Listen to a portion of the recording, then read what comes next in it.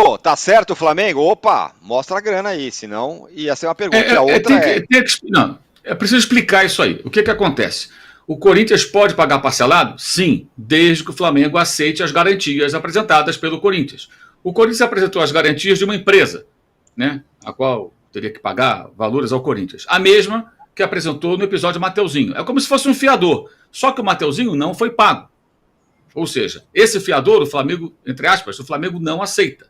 Essa é a informação que eu apurei junto ao Flamengo. O Flamengo quer uma garantia bancária, por exemplo, uma garantia de um banco, de um grande banco. O tal banco, aí o Flamengo aceita.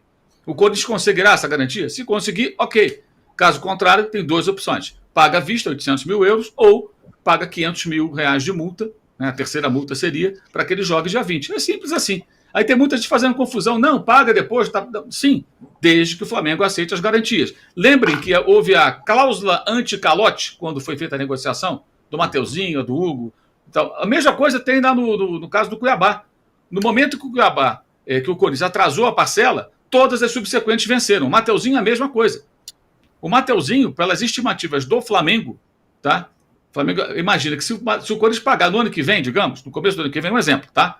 Ele vai custar uns 500 mil euros a mais do que custaria originalmente, por conta das multas e tudo mais. Então, é isso. O Corinthians vai ter o Hugo? Com certeza vai, pagando 500 mil ou apresentando uma garantia bancária que o Flamengo aceite. Se não apresentar, o Flamengo fala, não, essa garantia eu não aceito, então vocês têm que pagar à vista. Não, à vista não tem 800 mil euros. Então, paga 500 mil, ele joga, e mais adiante faz um outro tipo de acordo. Lamento, você normalmente é um cara bem informado, mas no caso você está muito mal informado. O Corinthians já apresentou uma garantia bancária para o Flamengo do Banco Nacional. Para quem se lembra, o Banco do Guarda-Chuva não existe mais. Nacional de Minas Gerais. Nacional de Minas Gerais. Da família Magalhães Pinto. Mas esse ponto é importante. A garantia apresentada foi a mesma do Mateuzinho. E não pagaram o Mateuzinho. Então, é a vida de quem não tem crédito, né? Quem não tem crédito. Exato. Exatamente. Se fosse o Palmeiras que precisasse apresentar uma garantia bancária, o Palmeiras conseguiria. Não precisa nem ser da dona da empresa, da presidente, não. No caso da Leila. Não, o Palmeiras teria, que tem crédito. É isso, simples assim. Aí fica um pandemônio. Não, pagou, não pagou. Cara, é isso. Se não apresentar, o Flamengo fala, não, mas vai jogar? Claro que vai jogar. Se precisa, o Corinthians vai pagar 500 mil. 500 mil, acho que o Corinthians consegue para pagar. Né? Nem que tire da renda, tire de algum lugar. Tem o patrocinador também aí que, né, banca qualquer coisa, segundo dizem, tá tudo certo. Pois o patrocinador que banca qualquer coisa, o Danilo, hoje, dia 11, ele não vai poder mais estampar o seu nome na camisa do Corinthians, a Esportes da Sorte, por determinação do governo. Só no Rio de Janeiro. Mas aí, o que vai acontecer? Essa história, para mim, tá, assim, como tudo, né, nos últimos tempos de Corinthians, tá muito mal contada, porque, conseguiu uma autorização para atuar no Rio de Janeiro, aí depois de um tempo, não, mas não vale em âmbito federal. Aí aparece na lista da Fazenda depois.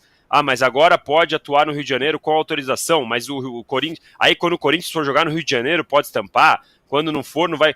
O certo o Corinthians deveria correr e achar outro patrocinador, porque não dá para você ficar vivendo até dezembro, que é o prazo agora para essa nova questão das bets, com essa questão. Mas não tem o menor cabimento o Corinthians, um time desse tamanho, viver um problema desse. É um negócio, é uma vergonha, gente, pelo amor de Deus. A gente fala que é de novo a mesma questão, 2 vezes seguidas. O Corinthians assumiu o risco com o Memphis, já sabendo da investigação, já sabendo que corria o risco de Esportes da Sorte não estar regularizado. Agora conseguiu pela Loterge. Pode aparecer no Rio de Janeiro. É um negócio Danilo, surreal, gente. Danilo, quem sabe o Corinthians consiga a PixBet para patrocinar agora. O próximo passo. A melhor piada de todas é a seguinte, mas o Corinthians está tranquilo em relação a Esportes da Sorte, porque está no contrato que, se romper, a Esportes da Sorte vai pagar 100 milhões de reais para o Corinthians. Vai pagar como, cidadão? Exato. Exato. Eu falei, até fiz uma matéria recentemente, eu falei com um advogado especialista, o Gustavo Nadalim, ele até explicou, ele falou, gente, se o Corinthians for processar a Esportes da Sorte e o CNPJ não tiver patrimônio, Adeus, Aonde? tchau. Você vai ter que ir para pessoa Aonde? física. Isso aí são anos e anos para você conseguir pegar esse dinheiro. É uma Aqui, maravilha. ó, o Anderson Silva manda a seguinte mensagem aqui, ó. O Flamengo exigiu uma cláusula, olha que maldade, hein, que obriga o Hugo a sair jogando com os pés no jogo de volta. Ô, O Mauro, só Anderson pra Silva fechar esse foi assunto. que inventou o faraó, tá? Eu não esqueço, viu, Foi Anderson? ele? É ele. Só pra É fechar uma esse análise do assunto. novo integrante do programa. É isso, ele e ele o Fernando. Ele e o Fernando. O Flamengo avaliou mal ou era isso mesmo, com relação ao Hugo Souza, rapidamente?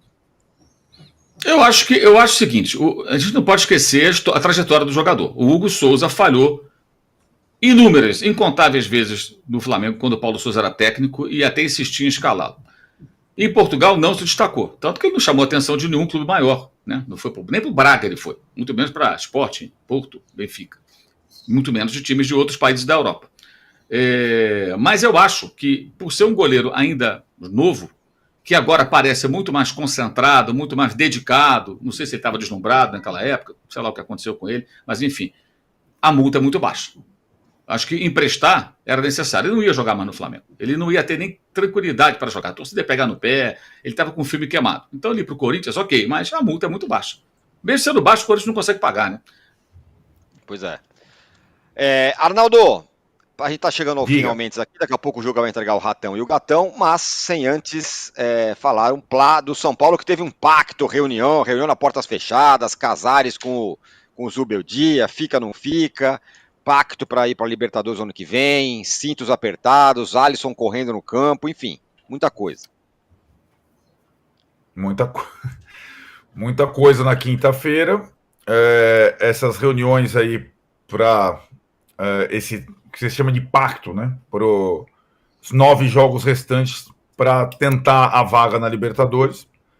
O São Paulo, nessas reuniões, não tratou de 2025, quando ele espera ter crédito, essa palavra que o Mauro disse, para poder ser mais competitivo a médio prazo. O São Paulo está fazendo, é bom a gente deixar claro, um movimento na contramão dos demais clubes brasileiros nesse momento. Enquanto quase todos vão despejar uma dinheirama de novo, na próxima janela, o São Paulo vai reduzir o seu investimento. É bom o torcedor ter isso na cabeça, acho que é uma medida necessária nesse momento, mas é bom o torcedor ter isso na cabeça. E eu imagino que a única forma de você ser competitivo nessa condição é você manter a maioria dos seus jogadores atuais e a comissão técnica. Se você começar tudo de novo, sem dinheiro para grandes reforços, acho que você anda para trás, né? Então essa é a situação, mas ela não foi colocada nessa quinta-feira nessas reuniões. Ninguém falou sobre 2025. Todo mundo se concentrou nessa espécie de pacto pela Libertadores. Juca, entregue o Ratão e o Gatão, por favor. Olha, o gatão de ouro é evidentemente para a dupla botafoguense, Igor Jesus e Luiz Henrique. O ratão de bronze eu vou entregar para esse cidadão que se diz empresário, que é apenas um meliante, William Rogato, que foi ali na CPI das apostas e fez em português mais ou menos o que já havia o John Textor feito em inglês. Falou uma porção de coisa, não apresentou prova alguma. O que nós sabemos, que ele fez manipulação de resultado lá em Brasília. Temos vítimas, temos tudo, ele tem mandado de prisão contra ele. Tá? Quer dizer, então, isso é indiscutível, ele já fez. Agora, ele fala uma porção de groselhas, aí ele diz, não, é claro que o Textor tem razão. Textor tem razão, Textor acusou o São Paulo, acusou o Palmeiras, Textor tem razão. Qualquer um pode falar. Eu quero deixar claro o seguinte, o bispo do Rio de Janeiro, de São Paulo, de Alagoas, não saberá nada sobre o submundo do futebol. Só sabe bandido. Como quando Placar denunciou a máfia da loteria esportiva. Depois de tudo colhido, nós fomos atrás dos bandidos que faziam. Até que um topou confirmar nome por nome. Nós demos 125 nomes na reportagem. Não é a vaca, não, tá aqui os nomes. Tá? É absolutamente essencial isso. Então fica essa falação, isso não leva a nada, a não ser a não ser dar vazão ao que fez o correspondente do UOL em Lisboa.